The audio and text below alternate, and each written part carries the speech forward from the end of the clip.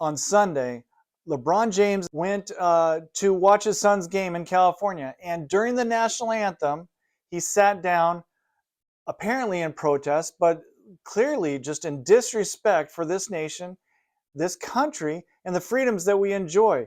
This is infuriating to me and to many others. And in my opinion, if LeBron James doesn't like this country, then he can go to China. He can go to some other country that he is constantly becoming a shill for and trying to defend the Chinese Communist Party. And you could understand why, because it's they get paid pennies on the dollar to make these shoes that LeBron James is making millions and millions and millions of dollars from.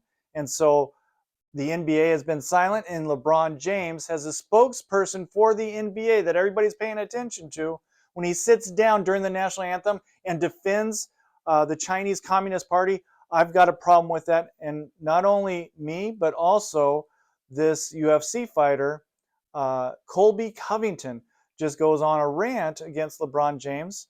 And here he is there. And hopefully you can see my screen. He goes on a rant and calling him a spineless coward. And I would have to agree. He's a spineless coward for not standing up to the abuse and the human rights violations that are happening from the Communist Chinese Party and the shills in the American political institutions that are standing up and defending and whitewashing everything that the Chinese Communist Party is doing here in the United States. And it also brings me to this. If people do not like this country, you are free to leave.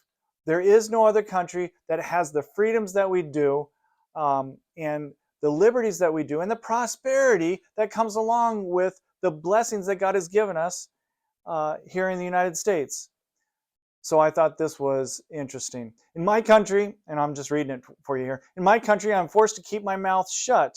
But here I am free to talk trash about this country in hopes that I can soon change it into a country where I am forced to keep my mouth shut.